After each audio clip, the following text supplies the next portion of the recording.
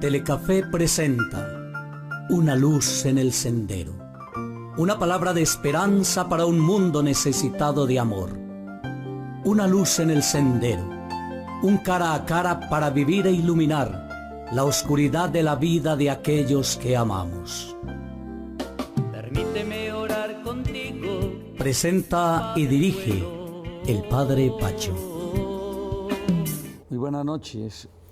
Hoy nos encontramos con un hombre cuya vida ha estado marcada por el servicio, la constancia y una profunda convicción por el desarrollo social de su región. Nacido en Dos Quebradas, Risaralda, ha construido una trayectoria política basada no en los discursos, sino en acciones concretas, desde el Consejo de Pereira hasta la Asamblea Departamental, donde suma 6 periodos consecutivos. Se ha consolidado como una de las voces más experimentadas y representativas del departamento. Hablamos del doctor Mario Marín Hincapié, un líder que ha defendido lo público, que ha trabajado por el deporte como herramienta de transformación social y que ha puesto el cuidado del agua y el medio ambiente en el centro de su gestión.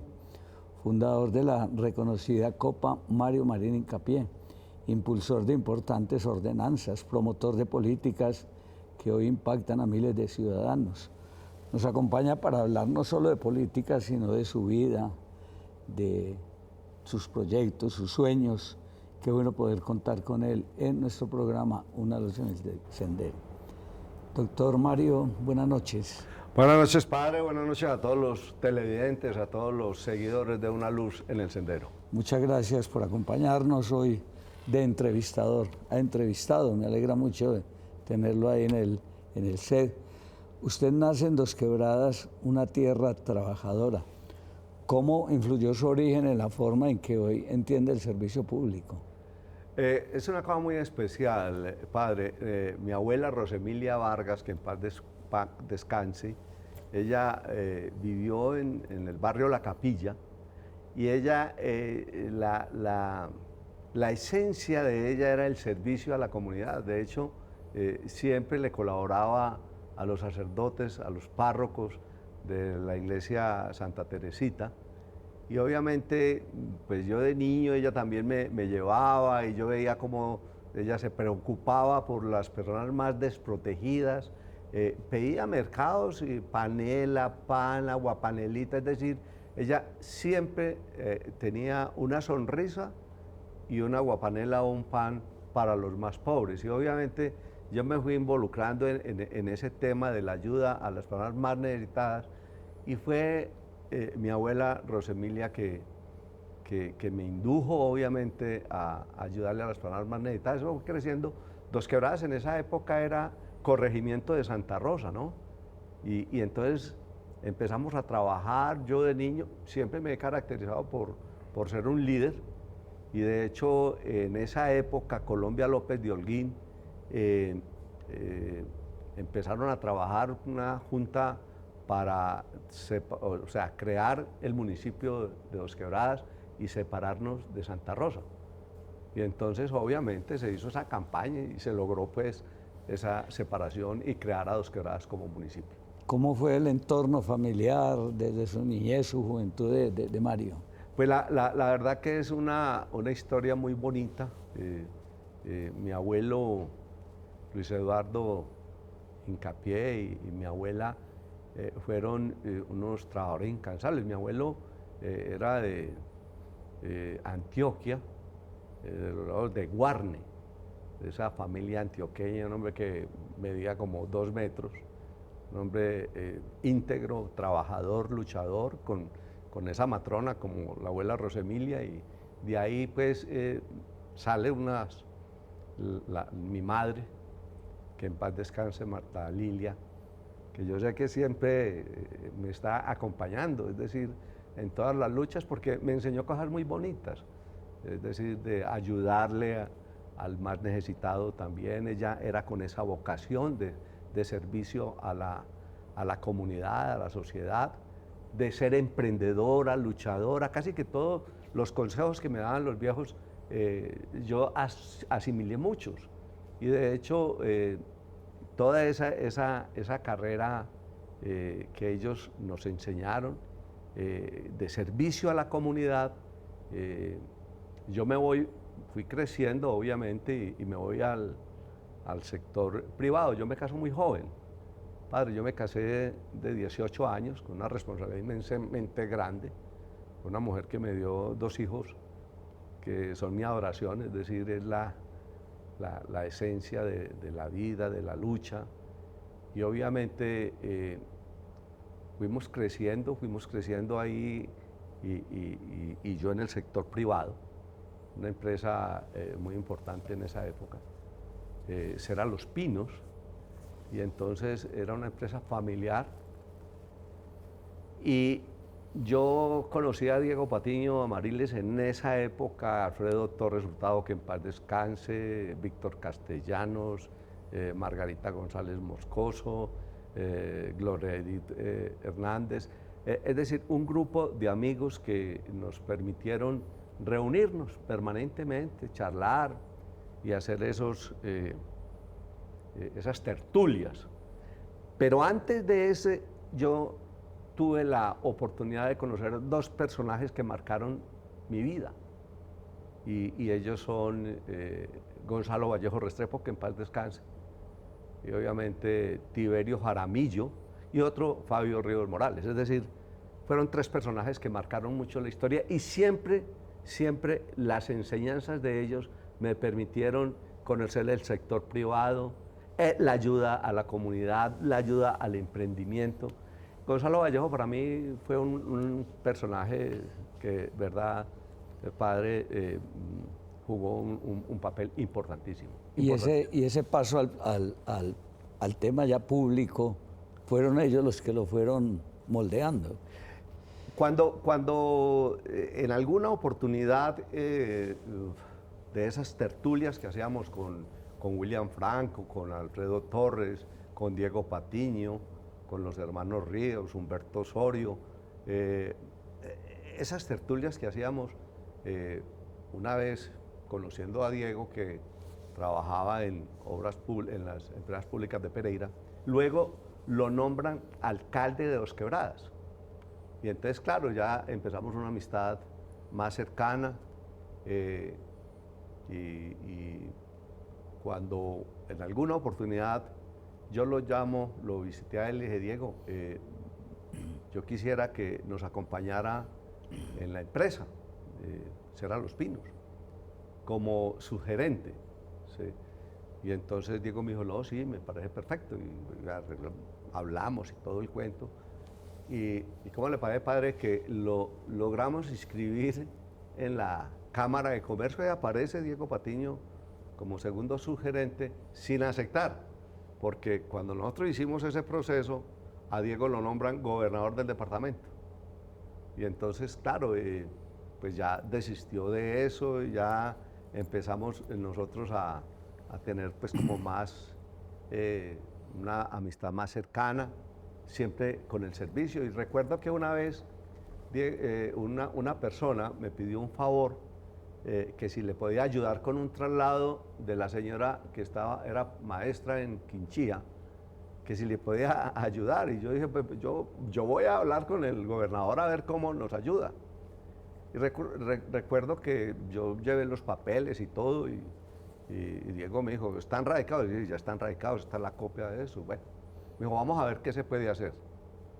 Pasó 1 mes, 2 meses, entonces yo fui y le dije a Diego, le dije, gobernador, mire que no ha pasado nada con ese traslado. Y me dijo, ole Mario, ¿vos crees que esto es muy fácil acá o qué? Le dije, no. Y me dijo, no, pues si usted cree que es muy fácil, pues métase a la política. A mí eso me fue trabajando, y una vez ya con amigos como Rodrigo Rivera Salazar, como Óscar Vélez Marulanda, como Juan Guillermo Ángel Mejía, como César Gaviria, y empecé yo a ayudar económicamente a las campañas. Y una vez, creo que fue Juan Guillermo Ángel, me dijo, ole, ¿vos por qué no aspirás al consejo de Pereira? Y entonces cuando eso era unas planchas, Y entonces, bueno, encabezaba Óscar Cruz y bueno, y ahí seguía yo y otro, bueno. Y entonces que se dividía el periodo, o sea, que si no se sacaba sino un concejal, pues él partía con el segundo, o sea, año y año. Y resulta que no cumplieron lo pactado, efectivamente sacamos esa lista a Óscar Cruz y no se cumplieron los pactos, entonces yo dije, no, pues yo voy a aspirar al consejo y ya encabezo, ¿cierto? Y verdad me hice acompañar de unos empresarios muy buenos, Fernando Campo de Incoco, como Luis Alberto Quintero, Jorge Emilio Bravo, banquero, es decir, unos empresarios muy buenos. Y empezamos a hacer trabajos y dele, hombre, saqué una votación importante, fui concejal de Pereira, pues me caractericé por los debates en defensa de lo público, es decir, mostrando que las cosas podían ser rentables una vez se hicieran con buenos manejos, con buenos criterios. Y ahí me di a conocer, yo recuerdo que en ese periodo llegó también la doctora Luz Mari Zapata y empezamos a hacer una amistad muy bonita, y ahí fue cuando fuimos a la Florida. Usted recuerda, padre, que allá hicimos campañas, nos conocimos con don José María Zapata, que en paz descanse, y Diego era gobernador, y entonces yo le pregunto a Diego de una de las solicitudes que le hacen a uno la comunidad, me dijo, don José María me dijo, doctor Mario, ¿qué posibilidad hay de que pavimenten esta vía? A mí nunca se me olvida eso, padre, y verdad, hicimos un trabajo, yo le pregunté al doctor Diego, dijo, hágale, comprométase. Y verdad, hicimos la reunión allá con él, nos comprometimos, y ya cuando adjudican la obra, reúnen la comunidad, usted recuerda muy bien ese paso, reúnen la comunidad y entonces don José María me hace una pregunta, padre, me dice, doctor Mario, ¿será que yo alcanzaré a ver pavimentada esta vía? Y yo le dije, claro, y iban a empezar por San José, por Gaitán, iba a empezar la pavimentación, y yo le pedí el favor al doctor Diego que por qué no arrancábamos de la Florida hacia abajo, y efectivamente se hicieron 2 frentes, y logramos, es cuando matan a don José María Zapata, pero ya habían pavimentado. ¿Alcanzó a verlo? Alcanzó a verlo. Yo le invito a Mario para que vamos a un primer pequeño receso y sigamos escuchando todas estas historias que le permiten a Mario pues incursionar en política y prestar el servicio que hoy le brinda la comunidad. Ya regresamos. Una luz en el sendero, un cara a cara para vivir e iluminar la oscuridad de la vida de aquellos que amamos. Permíteme orar contigo.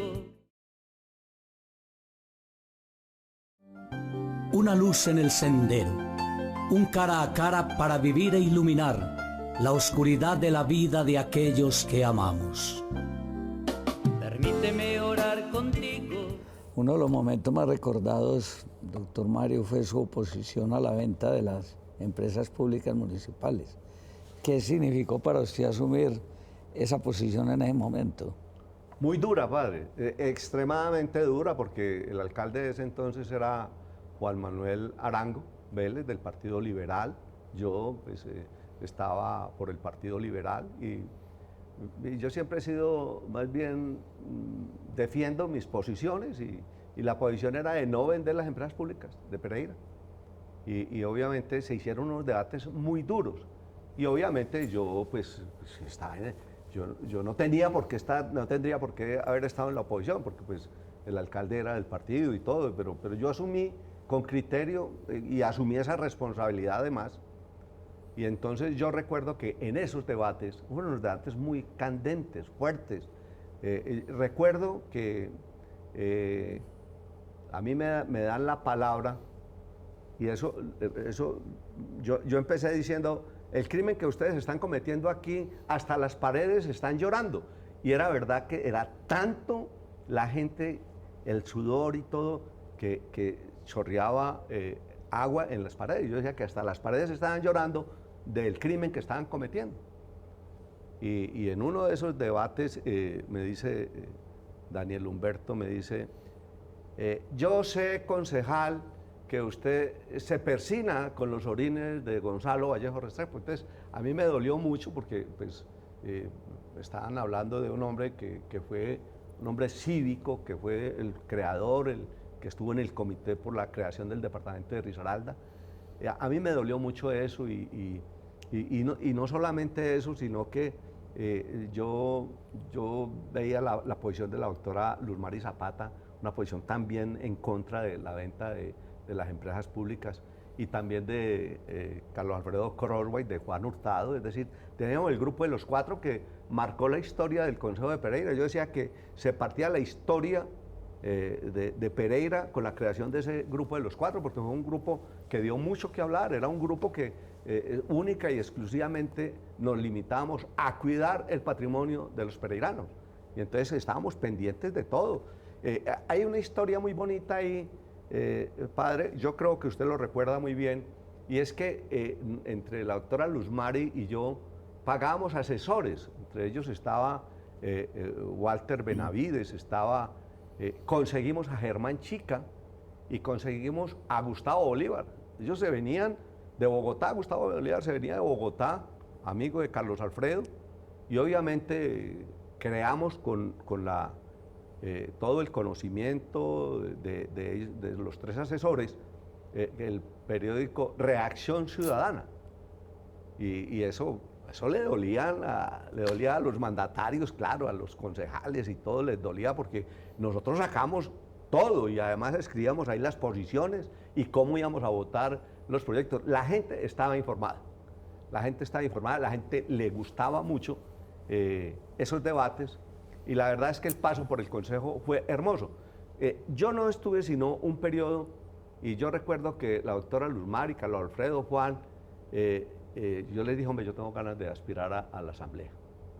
Y varios me dijeron, hombre, pero ¿cómo? Que es que un solo periodo, dese más a conocer. Y yo dije, no, yo creo que es el momento. Y verdad, aspiré y fui la octava votación de 16 diputados, por entonces eran 16.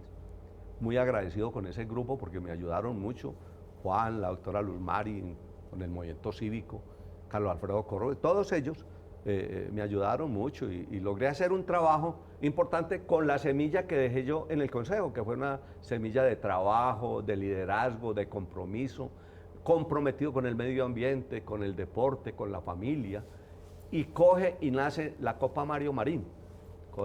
Nace la Copa Mario Marín ya en la Asamblea Departamental y se institucionaliza la Copa Mario Marín, y obviamente fue cogiendo fuerza, mucha fuerza, a tal punto que la formación de muchos jóvenes de ahí, como José Liberto Izquierdo, como el Cucho Hernández, como Diego Arias, como Rafa Castillo, es decir, una camada de jugadores que, entre otras cosas, padre, para recordar, cuando el Pereira desciende, casi la mayoría, por no decir, porque Walter la jugó y la dirigió, Walter Aristizábal, casi la mayoría de esos muchachos subieron a la B, fueron a jugar a la B y ascienden el Pereira a la A. Es decir, unos muchachos bien formados. Yo pues, me alegraba mucho porque salieron jugadores, Leo Castro, una camada inmensamente grande. Entonces, encontré un nicho muy importante que estaba desprotegido y era el deporte. Y yo decía, por favor, mire, es que yo a los barrios donde iba, a los municipios, yo encontraba problemas de droga, consumos de droga, y yo hablaba con muchachos y me decía, no hay nada que hacer, no hay ni escenarios públicos, y los pocos que hay en malas condiciones. Y entonces yo dije, no, hay que trabajar por el deporte, hay que luchar por el deporte. Logramos conseguir para que el gobernador apoyara el hogar de los muchachos de Altagracia, que esa finca se compra. Allá está Óscar Hernández, todavía está allá. Óscar Hernández al frente de ella. Se compra con recursos de la gobernación, se crea el hogar de los muchachos y empiezan a darle oportunidad a jóvenes que vayan a resocializarse, padre. Y eso es muy bonito porque hay unos que lograron salir de las garras de la droga, otros no, pero veo todos los días, más y más necesidad de que la gente, los empresarios, los padres de familia, entiendan la importancia de que los jóvenes utilicen bien el tiempo libre y ante todo que los padres eduquen bien a sus hijos. Uno le da mucha tristeza cuando ve todo este tipo de cosas y de políticas que verdaderamente no son suficientes para el problema que estamos viviendo hoy de consumo de drogas sintéticas. Anteriormente era marihuana, cocaína y todo. Hoy vemos unas drogas sintéticas que está acabando con el mundo, padre, está acabando con el mundo. Y entonces uno dice, dentro de los planes de desarrollo, dentro de las propuestas que tienen los alcaldes, los gobernadores, un presidente de la República, yo veo que no es prioridad. Muy poquitos tienen esa prioridad. Usted ha sido impulsor de la política departamental de agua. ¿Por qué considera que el agua debe ser una prioridad en la agenda pública? Porque imagínese, padre, que desde que aspiré al consejo, el afiche mío decía, y la profesora, porque la prioridad es el agua, y eran unas burbujas. En esa época, y hoy sigue siendo la prioridad. Nosotros vemos que en Colombia, que es un país rico en recursos hídricos, vemos municipios de Colombia sin agua. Yo recuerdo, padre, que en esa época, Dos Quebradas, mi municipio, a mí me decían, hombre, es que ¿cómo te parece que no hay agua 2 días o 3 días? O había un aguacero y entonces había un derrumbe en Boquerón y entonces se rompía la tubería y entonces se quedaba Dos Quebradas sin agua. Y entonces yo empiezo a investigar y digo, Dos Quebradas es uno de los municipios más ricos en recursos hídricos, más ricos. Y me preguntaron, ¿y por qué dice usted eso? Y entonces dijo, con mucha claridad lo digo, lo puedo decir, las aguas subterráneas de Dos Quebradas son, pero inmensamente grandes, y no ha sido explotada. Y me decían, ¿por qué lo dice? Y entonces les dije, vayan, miren una empresa de gaseosas que hay en Dos Quebradas, si tiene acueducto propio, ¿no? El acueducto propio es de ellos, es decir, ellos tienen acueducto porque sacan el agua de pozo, y es un agua muy buena, es agua buena, le hacen el tratamiento y todo, es agua buena. Y entonces empezaron a investigar, y resulta que muchas casas de Dos Quebradas, del barrio Valer, del barrio Santa Mónica, de La Pradera, conservan todavía pozo. Y entonces sí, porque tenían la posibilidad de tener motobomba y todo, y sacaban agua. Y entonces yo en esa época hablo con la gobernadora del Saglada de Cifuentes y le digo, gobernadora, el departamento tiene unas acciones en la planta de Villa Santana. Voy a presentar una ordenanza para que se le entregue al municipio de Dos Quebradas las acciones que tiene en la planta de Villa Santana y Dos Quebradas pueda tener agua de Pereira. Y entonces me dijo, sí, Mario, hágale, me parece excelente.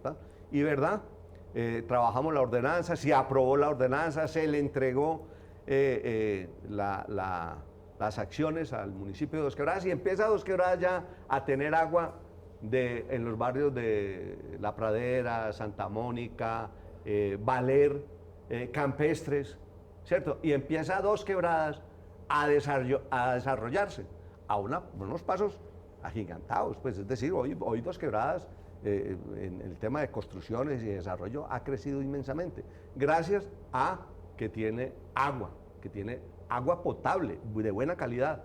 Hoy el alcalde Roberto Jiménez está trabajando para desarrollar, que ya está a punto de sacar adelante, una planta, creo que llama San José, la planta, creo. Pues, yo estoy seguro que esa va a ser otro elemento fundamental para que Dos Quebradas se siga desarrollando, no solamente en lo industrial, sino en el tema comercial, pero también en vivienda.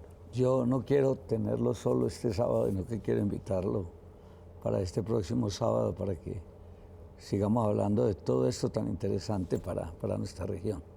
Padre, con todo el cariño, a usted muchas gracias, ¿verdad? Porque es contar la historia de lo que hemos vivido, del servicio que le hemos dado. Hay cosas muy lindas. Usted no se alcanza a imaginar la alegría tan grande, lágrimas que derramé yo en debates en la Asamblea Departamental, buscando que se construyera la cancha de tiro con arco en honor a Sara López Bueno. Vamos a hablar de eso el próximo sábado. Dios lo bendiga. Amén, Padre. A ustedes agradecerles que nos hayan acompañado, invitarlos para este próximo mañana, por ese mismo canal, con la Santa Misa, y el próximo sábado nuevamente con el doctor Mario Marín Hincapié. Una feliz noche para todos. Una luz en el sendero. Una palabra de esperanza para un mundo necesitado de amor. Una luz en el sendero. Un cara a cara para vivir e iluminar la oscuridad de la vida de aquellos que amamos. Permíteme orar contigo, mi Padre bueno. Volverme consciente de tus toques, bien te ruego.